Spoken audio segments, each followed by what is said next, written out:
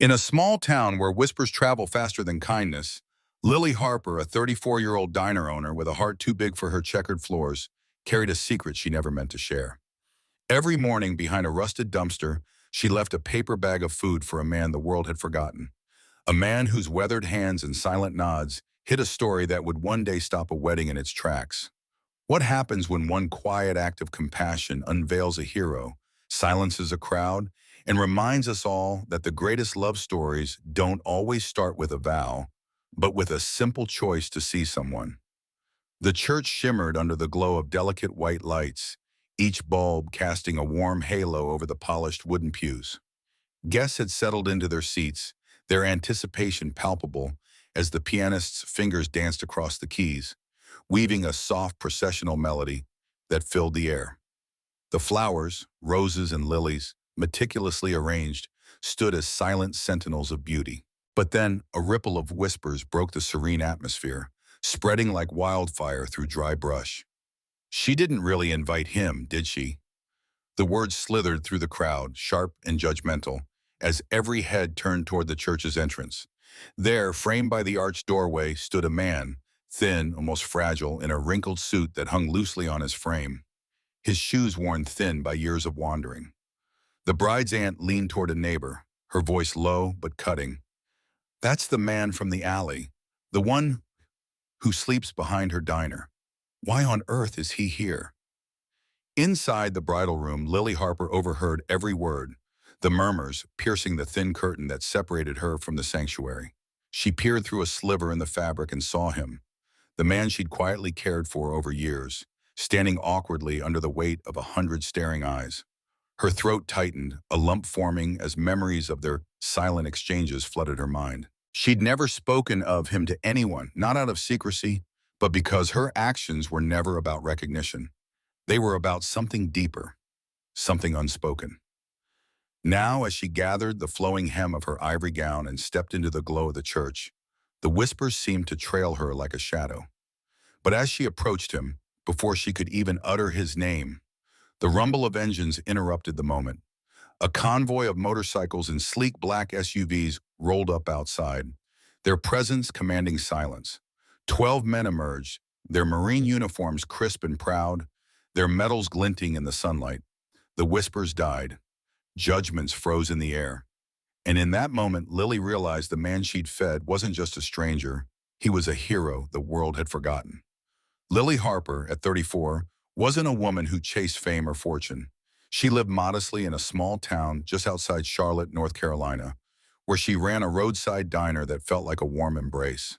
The place was a relic of simpler times: checkered floors, creaky booths, and tin ceiling fans that spun lazily overhead. It was her father's dream, a legacy she'd inherited at 22 after his sudden heart attack.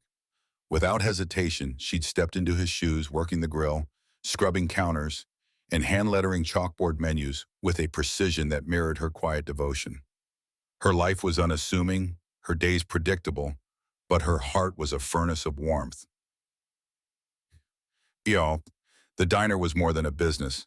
It was a haven where truckers, teachers, and regulars found not just food, but familiarity. Names were remembered, coffee cups stayed full, and conversations lingered like the scent of fresh biscuits. Every morning, Lily unlocked the diner's door at 5:30 a.m., the world still cloaked in dawn's quiet.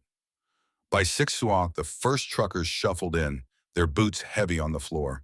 By 7 o'clock, teachers arrived, followed by the elderly regulars who ordered the same eggs and toast but stayed for the stories. But at 9:30, like clockwork, Lily vanished for 5 minutes. She'd slip out the back door, a paper bag in hand, a breakfast sandwich, a steaming cup of black coffee, sometimes a napkin with a note scrawled in Sharpie. No one knew where she went, or so she thought. They assumed she was stealing a moment to breathe. But in the alley, beside a rusted dumpster and a crumbling brick wall, sat a man in a tattered gray coat. His beard was wild, his skin etched by time and weather, his hands rough but still.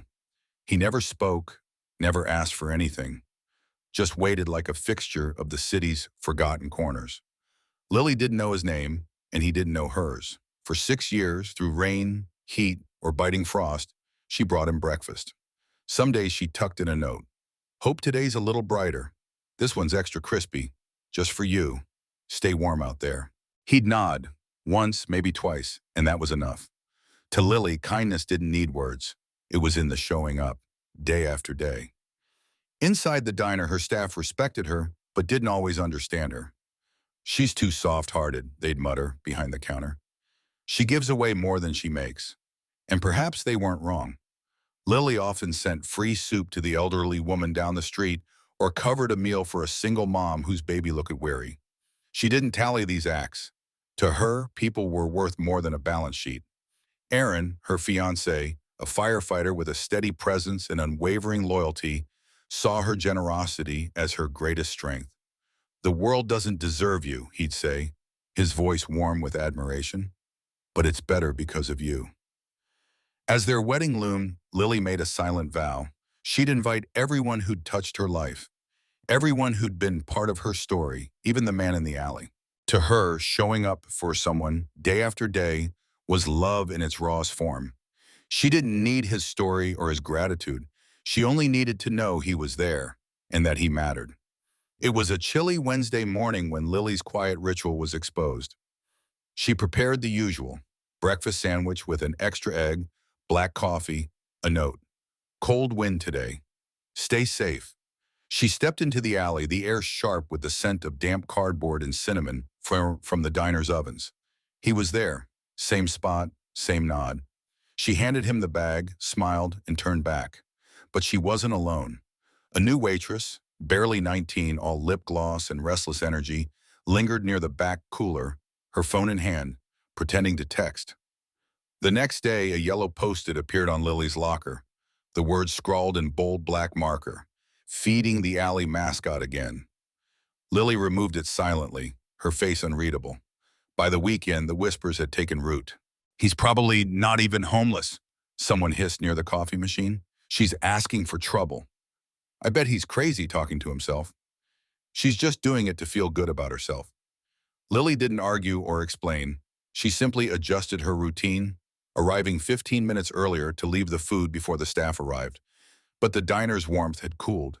The space between her and her coworkers widened, and even customers began to chime in.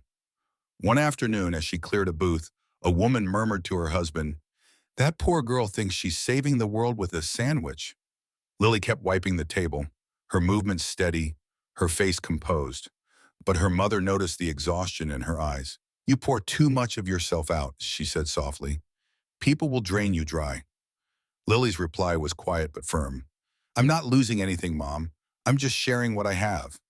Yet deep down, the weight of the whispers pressed against her heart, a quiet ache she carried alone. The whispers followed Lily Harper like a shadow she couldn't shake. At 34, she ran Harper's Diner, a modest roadside stop just outside Charlotte, North Carolina, where the coffee was strong and the regulars were family. She was known for her warmth, her quiet strength, and the way she poured herself into others without expecting anything in return. But lately, the murmurs around town had grown sharper, cutting deeper. People didn't understand why she kept leaving food in the alley behind the diner for Daniel Reyes, a homeless man who'd become a fixture there. They called her generosity naive, her compassion a weakness, her kindness a defect. It stung, not because she cared about their scorn, but because it exposed how quickly people could twist something good into something small.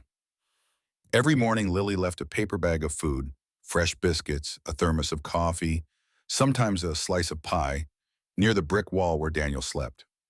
One chilly dawn, something new caught her eye. Her old wool scarf, the one she draped over him the week before, was folded neatly beside the bag. Tucked inside on a napkin were 5 words scrawled in shaky but deliberate handwriting. "Thank you for seeing me." Lily stood frozen, the alley's damp air clinging to her skin.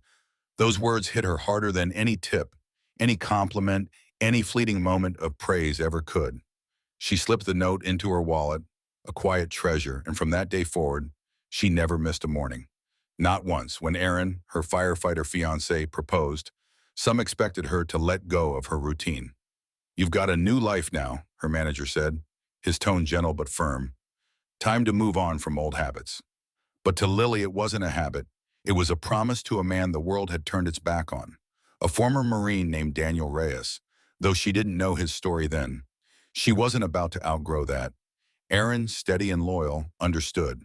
He'd seen the way her eyes lit up when she talked about helping others, whether it was slipping free soup to the elderly woman down the street or covering a meal for a single mom whose baby looked too tired to cry. He loved her for it, even if others didn't. 3 weeks before their wedding, the whispers flared again. A busboy, barely out of high school, caught sight of Lily returning from the alley, her apron dusted with flour, her hands empty of the bag she'd carried out. He didn't say anything at first, but small kitchens breed fast gossip. By closing time, the diner buzzed with it. "She's still doing it," a line cook snorted. "What's next, inviting him to the wedding?" Another laughed. "Hope he showers first." That night, Lily sat at her kitchen table, a stack of unmailed wedding invitations before her. She pictured Daniel in his tattered coat, duct tape holding the sleeve together. She thought of the guests, their polite smiles, their judging eyes. Then, without hesitation, she grabbed a blank card and wrote, "To the gentleman behind Harper's Diner, you are warmly invited." No address to send it to, so she tucked it into the next morning's food bag. She didn't expect him to come.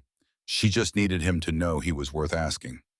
The week of the wedding, things unraveled further. A regular customer, his face creased with concern, showed Lily his phone. "Is this you?" he asked. The blurry photo showed her crouching in the alley, placing a bag by the wall. The caption, posted by a 19-year-old waitress new to the diner, read, "When your boss uses company time to feed trash." It had only a handful of likes, but the words burned. Lily's mother had warned her about giving too much of herself, and now the warning felt prophetic. She didn't confront the waitress, didn't show the photo to Aaron or her mother. Instead, she took the morning shift alone, kneading dough in silence, her thoughts a tangle of hurt and resolve. Her manager called her into his office that afternoon. "We appreciate your compassion, Lily," he said, eyes on his desk, "but some customers are asking questions. They're uncomfortable." He shuffled a stack of receipts, avoiding her gaze. "We'd like to keep a positive image. Maybe do this on your own time."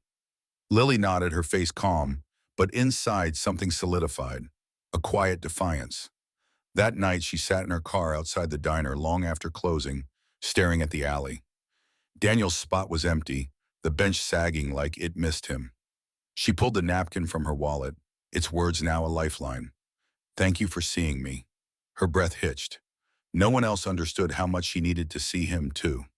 2 days before the wedding, a letter arrived at the reception venue, no stamp, no return address.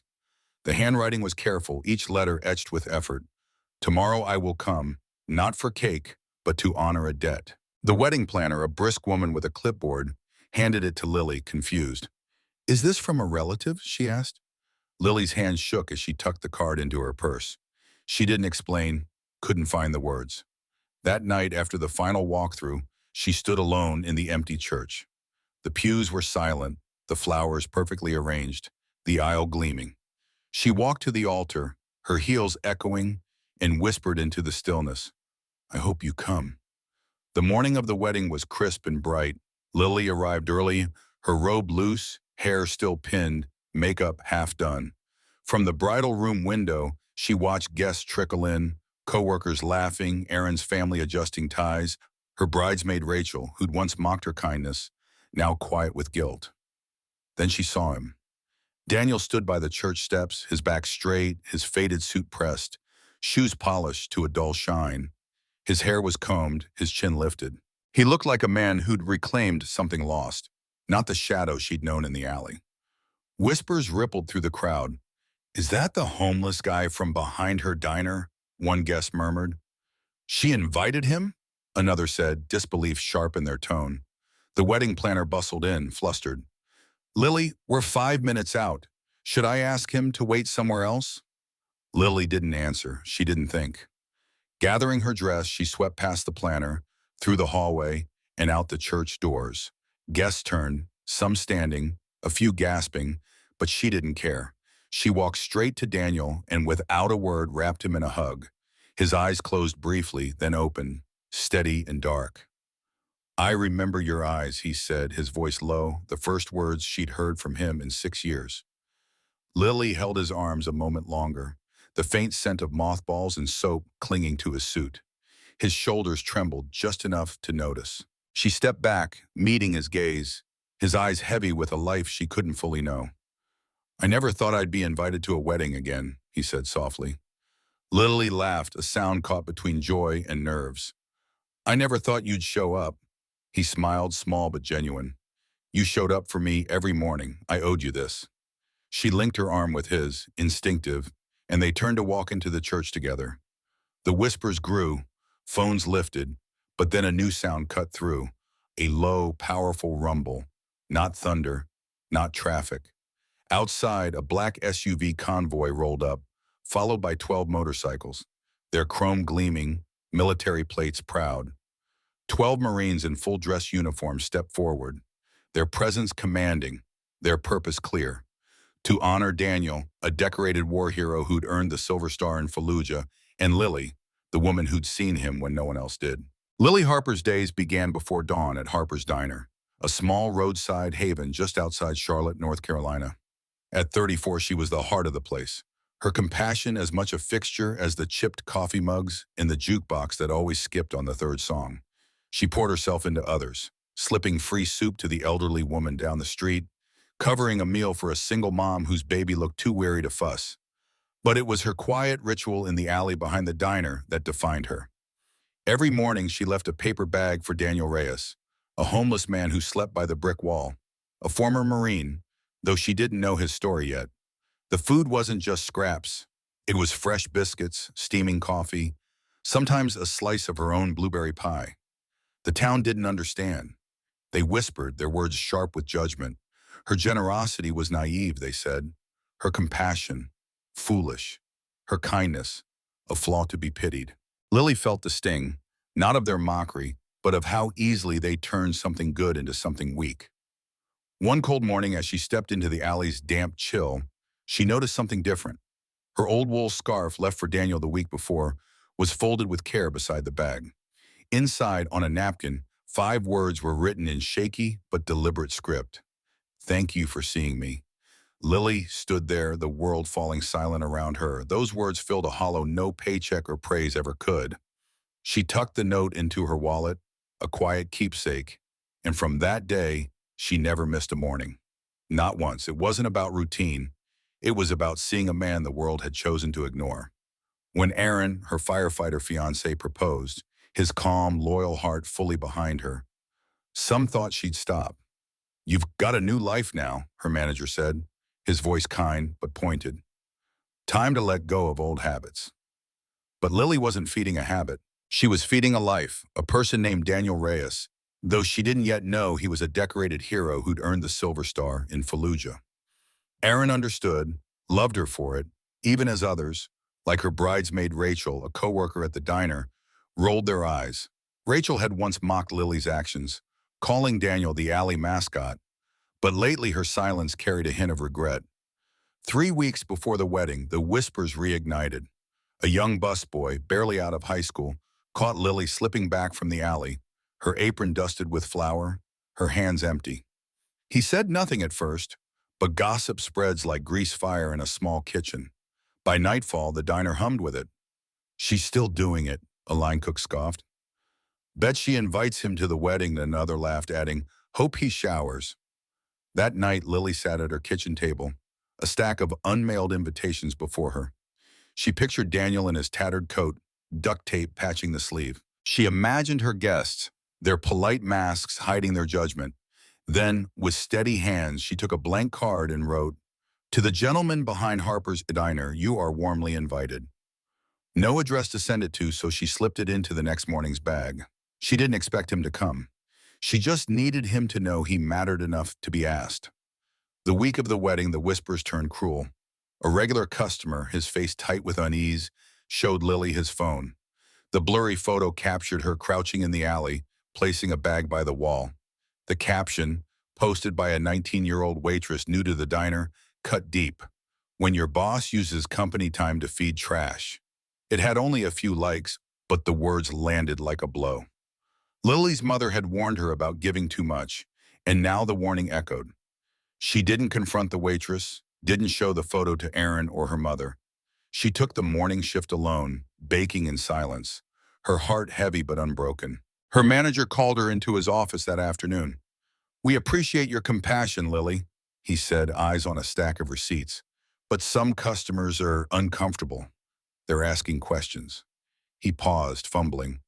"We'd like to keep a positive image. Maybe do this on your own time." Lily nodded, her face composed, but inside something hardened, a quiet resolve. That night she sat in her car outside the diner, the lot dark and still. The alley was empty, Daniel's bench sagging like a tired friend. She pulled the napkin from her wallet, its words a steady anchor. "Thank you for seeing me." Her breath caught. No one else saw how much she needed to see him, too. 2 days before the wedding, a letter arrived at the reception venue. No stamp, no return address. The handwriting was careful, each letter carved with effort. "Tomorrow I will come, not for cake, but to honor a debt." The wedding planner, a brisk woman clutching her clipboard, handed it to Lily, puzzled. "Is this from a relative?" she asked. Lily's hands trembled as she tucked the card into her purse. She couldn't speak, couldn't explain the weight of those words. That night, after the final walkthrough, she stood alone in the empty church. The pews were silent, the flowers arranged, the aisle swept clean. She walked to the altar, her heels echoing, and whispered into the quiet, "I hope you come."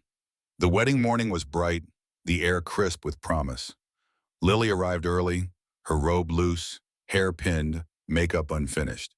From the bridal room window, she watched guests arrive, coworkers laughing, Aaron's family adjusting ties, Rachel now subdued, her earlier mockery replaced by quiet remorse. Then she saw him. Daniel stood by the church steps, his back straight, his faded suit pressed, shoes polished to a soft gleam.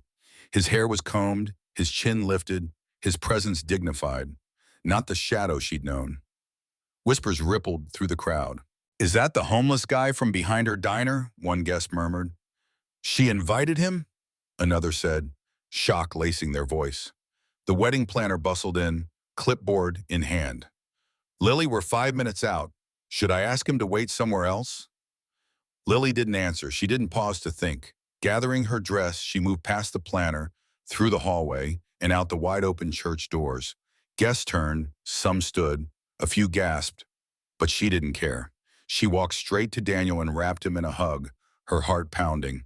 His eyes closed for a moment, then opened, dark and steady. "I remember your eyes," he said, his voice low, the first words she'd heard from him in 6 years. She held his arms a moment longer, the faint scent of mothballs and soap lingering. His shoulders trembled, faintly. She stepped back, meeting his gaze, his eyes heavy with a life she couldn't fully grasp. "I never thought I'd be invited to a wedding again," he said softly. Lily laughed, a sound tangled with joy and nerves. "I never thought you'd show up." He smiled, small but real. "You showed up for me every morning. I owed you this." She linked her arm with his, a natural gesture, and they turned to walk into the church together. The whispers grew, phones lifted, but then a new sound broke through, a low, powerful rumble, not thunder, not traffic.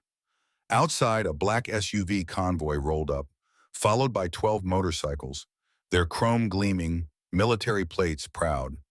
12 Marines in full-dress uniforms stepped forward, their presence a solemn tribute to Daniel, a hero of Fallujah, and to Lily, the woman who'd seen him when the world had not.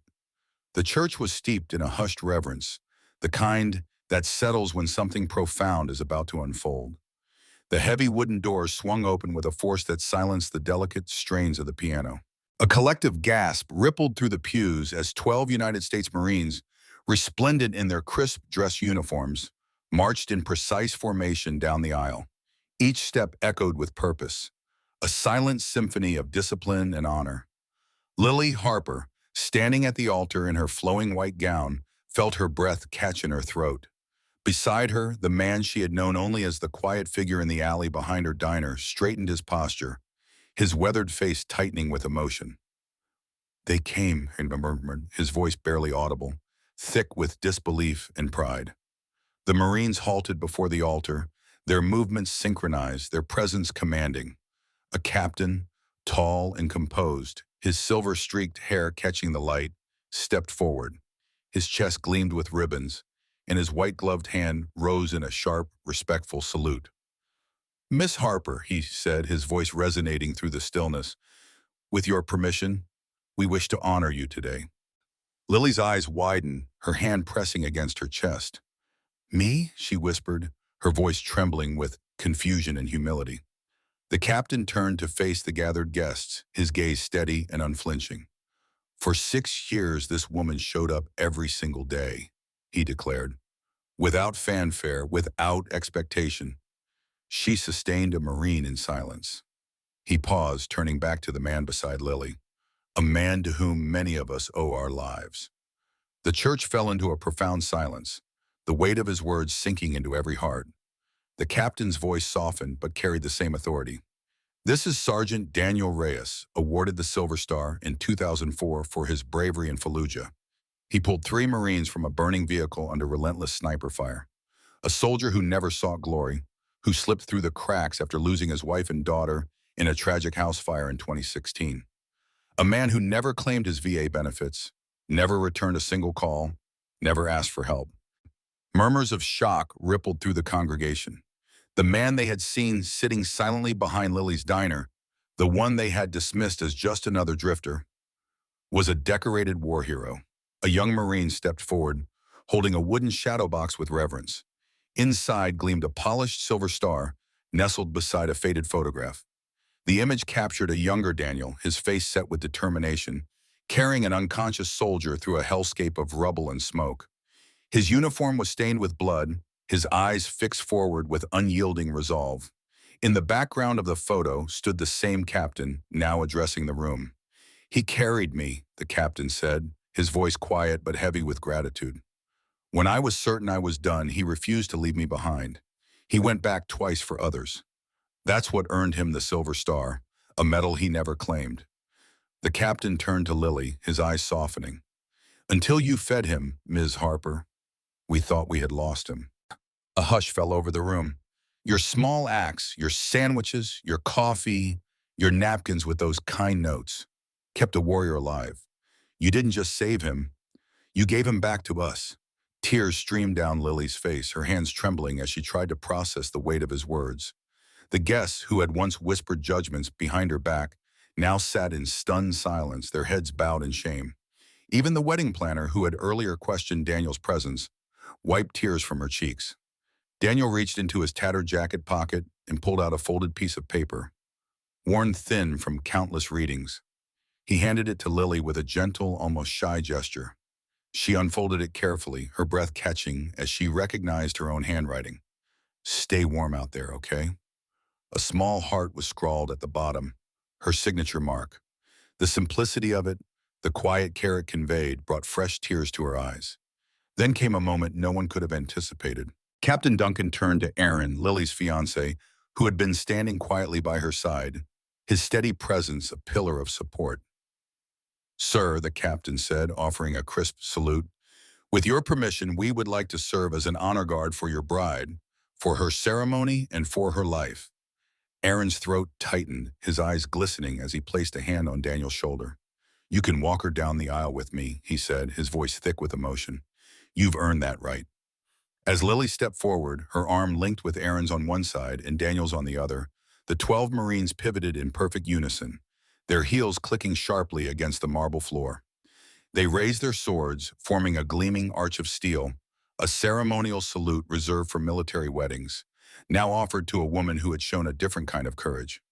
The guests rose to their feet, not out of obligation, but from a deep, unspoken need to honor the moment. The pianist, unprompted, resumed playing, the notes soft and sacred.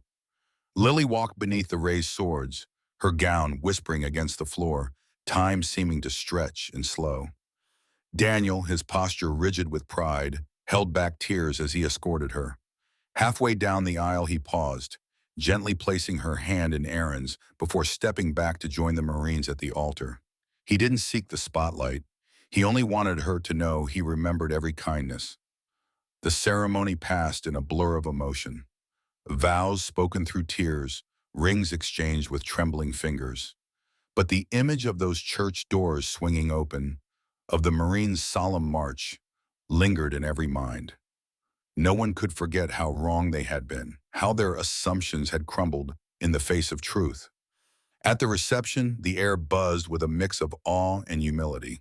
Guests spoke in low tones, grappling with the weight of what they had witnessed. Rachel, one of Lily's bridesmaids and a coworker at the diner, stood by the punch table, clutching a napkin. "I mocked her," she admitted, her voice barely above a whisper. "I said she was wasting food on that alley mascot. I didn't know." Nearby, the young waitress who had posted a photo of Lily feeding Daniel, mocking her generosity, stood pale and shaken. "She never said a word," she murmured, tears spilling over. "We laughed behind her back, and she just kept going." The wedding planner, her clipboard abandoned on a table, approached Lily with a quiet intensity. "I owe you an apology," she said, her voice raw with regret. "I saw a man in worn shoes and thought you were making a mistake. But you were reminding him he was human. That's not a mistake, that's a miracle." Lily, her eyes still bright with tears, offered a gentle smile. "He reminded me too," she said softly. Daniel sat quietly by the wall, sipping punch, his presence unassuming yet magnetic. One by one, guests approached him, not to pry or praise, but to offer quiet gratitude. An older man knelt before him, his voice trembling. "My son was in Fallujah," he said. "I don't know if you saved him, but someone like you did. Thank you." Daniel nodded, his throat too tight to speak, his eyes glistening with unshed tears. As the evening unfolded, Lily noticed something remarkable. The Marines didn't leave. They weren't there for mere formality or fleeting gestures. They stayed, blending into the celebration with a warmth that felt like family.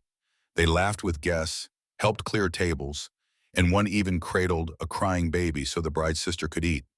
Another offered to drive an elderly guest home. They were no longer just honored guests. They were part of the moment, bound to it by something deeper than ceremony. Before the night ended, Captain Duncan took the microphone once more, standing beside Daniel. "There's a saying in the Corps," he began, his voice steady but warm. "You don't leave your own behind." He paused, letting the words settle.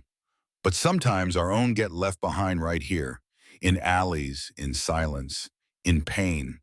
Not because we mean to forget, but because it's easier to look away." He turned to Lily, his gaze filled with respect. This woman never looked away. She didn't know his past, didn't care about his medals. She saw him. She gave him warmth, consistency, dignity. "That's a heroism you don't train for." The room erupted in applause, not loud or performative, but heartfelt, a collective acknowledgement of a truth they had all been humbled to witness. The reception hall fell silent, no cheers breaking the stillness. Heads bowed, eyes glistened with unshed tears, as if applause could never capture the weight of the moment. As the night drew to a close and guests began to drift away, Daniel approached Lily and Aaron one last time. His voice was soft, almost hesitant. "I have nothing to offer you," he said, "except this one thing I never thought I'd part with." From his worn coat pocket, he pulled a carefully folded American flag, the kind given at military funerals, its edges frayed but its colors vivid. "This was meant for me," he told them, "but it belongs with you, in the hands of someone who knows what service truly means." Lily cradled the flag as if it were fragile, a sacred relic. "We'll build something with this," she whispered, her voice trembling with resolve. She meant every word. 2 weeks later, they returned from their honeymoon, faces glowing from the sun and hearts subtly transformed. The wedding had changed them, not just because they were now bound as a husband and wife, but because they'd glimpsed the ripple effect of a single act of kindness. 12 Marines had walked into their celebration, uninvited yet deeply welcomed, not for the cake or the music, but for something far greater, a truth that demanded to be seen. That truth now anchored them, impossible to ignore. When Lily stepped back into Harper's diner the following week, everything looked familiar. The creaky floorboards, the chipped mugs, the warm aroma of hash browns and butter swirling in the air. Yet it felt different, like a place she was seeing for the first time.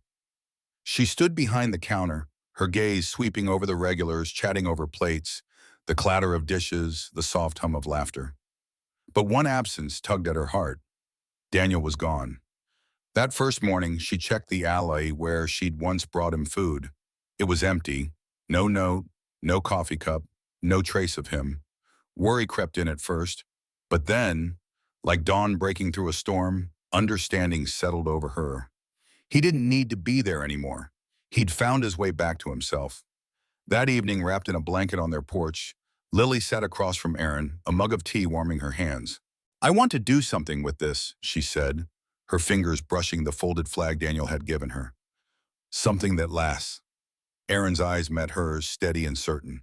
He didn't need to ask what she meant. "He knew you would," he replied softly. 2 weeks later, the first pot of coffee steamed at what would soon be called the Quiet Table. It wasn't a charity, not a formal organization, not listed on any website or app. It was just a folding table set up in the alley behind Harper's diner, the same spot where Daniel once sat. Aaron had carved a simple wooden sign, "The Quiet Table," for veterans.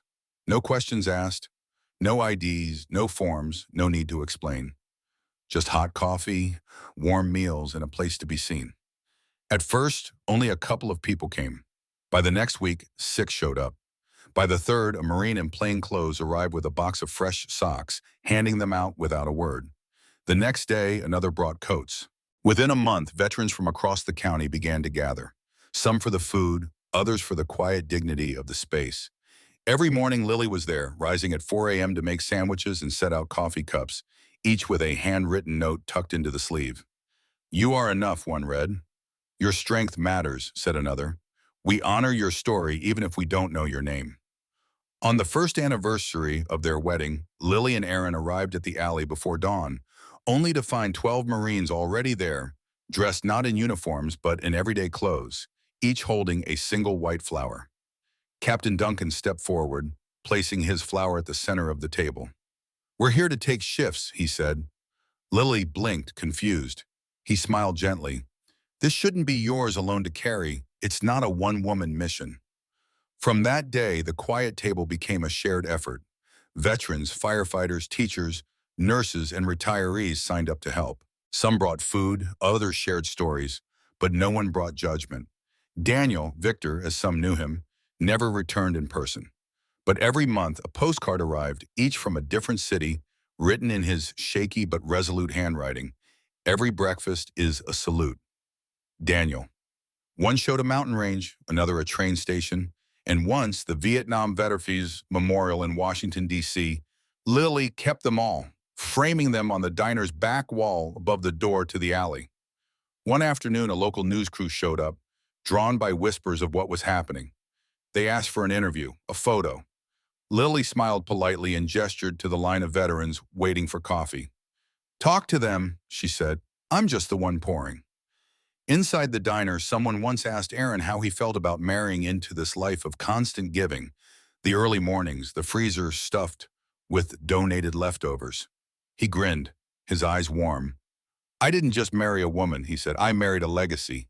Later that year, a teenage boy appeared at the Quiet Table with a backpack and a notepad. He didn't ask for food, only, "Can I sit here?" Lily nodded, and he stayed all day, writing. That evening, he handed her a folded piece of paper, a poem about his grandfather, a Marine who had taken his own life 3 years earlier. No one had ever given him a space to share that grief until now. As Lily locked up the diner that night and passed the table, she paused. It was no longer just a table. It was a lifeline, a memory, a thank you, a place where stories found their way home. One crisp fall morning, nearly 2 years after the wedding, Lily stood behind the Quiet Table, steam rising from a row of coffee cups. The alley was still, leaves drifting down, the air carrying hints of cinnamon, diesel, and autumn dust. The table was rarely empty now. Some days a child's folded drawing appeared. Other times a veteran left behind a small token, a patch, a coin, a crumpled photo with initials scrawled on the back. These were never taken. They remained like offerings to memory. Above the table, Daniel's first note hung in its frame. "Thank you for seeing me." Beside it, Lily had added her own. "Every story here is worth knowing." The town had changed too.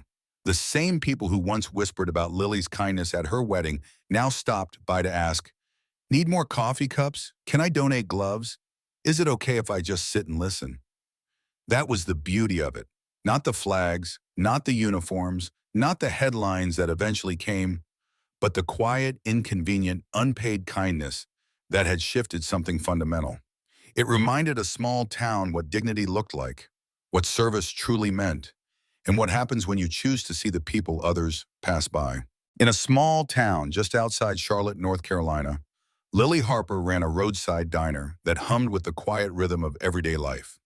At 34, she carried a warmth that filled the space as much as the scent of fresh coffee and sizzling bacon. The diner was her world, a place where she poured her heart into every plate, every smile, every small gesture that made her customers feel seen. She was compassionate, generous, and fiercely dedicated to those who crossed her path, especially one man who lingered in the alley behind her diner. Every morning before the sun fully rose, Lily would slip out the back door with a plate of food, scrambled eggs, toast, sometimes a slice of pie if there was any left from the day before.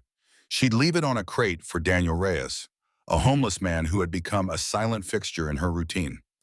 Daniel, a former Marine, carried the weight of his past in his weathered face and tattered clothes. His eyes, though tired, held a flicker of pride that Lily recognized but never pried into. She didn't know his story, not then, but she saw the way he clutched the scarf she'd once given him on a bitter January morning, wrapping it tightly against the wind. To her, that was enough. Lily's kindness wasn't loud. She didn't announce it or seek praise, but it didn't go unnoticed. One chilly morning, a 19-year-old waitress, new to the diner and eager for attention, caught sight of Lily in the alley. She snapped a photo, chuckling as she posted it online with a caption that stung. "Our boss feeding the alley mascot again." The busboy, who'd accidentally spotted Lily's routine weeks earlier, mentioned it to a coworker, and soon the diner buzzed with whispers. A regular customer, sipping coffee at the counter, showed Lily the post. Her heart sank, not from embarrassment, but from the thought of Daniel's dignity being mocked. She didn't confront the waitress. Instead, she kept moving, refilling mugs and wiping down tables, her smile unwavering, but her chest heavy. Lily's generosity extended beyond Daniel. She'd slip a bowl of soup to an elderly woman down the street, no charge because she knew the woman's pension barely covered rent. When a single mom came in with a fussy baby, looking exhausted, Lily quietly covered their meal, her only explanation a soft, "That little one looks like she needs a nap." Her fiancé, Aaron, a firefighter with a steady heart, watched her with quiet admiration. He loved her selflessness, even if it sometimes worried him. Lily's mother, on the other hand, cautioned her against giving too much. "You can't save everyone," she'd say, her voice tinged with a concern. But Lily wasn't trying to save the world, just the people who crossed her path. The whispers about the alley photo faded, but the story took on a life of its own. Rachel, one of Lily's bridesmaids and a longtime coworker, had laughed at the post when it first went up. "You're too soft, Lily," she'd teased, rolling her eyes. But as time passed, Rachel's mockery softened into regret. She saw how Lily's quiet acts rippled, how the diner felt like a haven because of her. When Lily and Aaron's wedding day arrived, Rachel stood by her side, her earlier jest replaced by a quiet respect.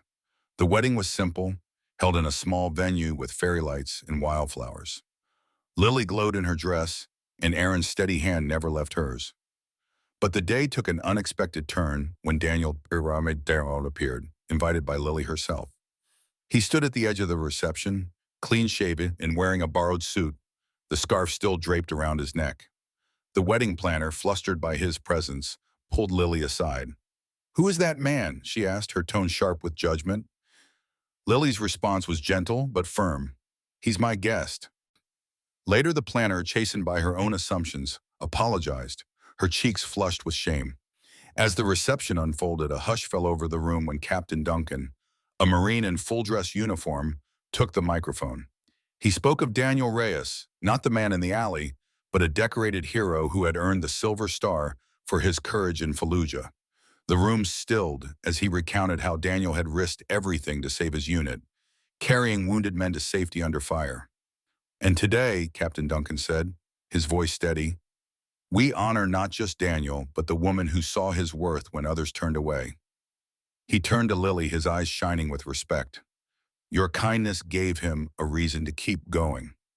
12 Marines, resplendent in their dress blues, filed into the room, saluting Daniel and Lily, in a gesture that left the guests breathless. A man at the reception, his voice trembling, knelt before Daniel. "My son was in Fallujah," he said, tears in his eyes. "He came home because of you." Daniel, uncomfortable with the attention, nodded silently, his hand tightening around the scarf. After the wedding, Lily and Aaron returned to the diner, where life resumed its quiet rhythm. But something had shifted. The story of Daniel's heroism and Lily's compassion spread, and the diner became a place of pilgrimage for those who needed solace. A teenage boy began visiting, sitting at a small table in the corner, what Lily called the quiet table. He'd write poems about his grandfather, a Marine who had taken his own life. Lily never pried, but she'd leave a cup of wifamai and a kind word, giving him space to grieve. Months passed, and Daniel's postcards began arriving. Each one was a small window into his life, written in his careful, deliberate hand. He'd found a small apartment, a sense of purpose. But every month, without fail, he sent a card, thanking Lily for seeing him when he felt invisible. The final one came in winter, the handwriting slower, more labored.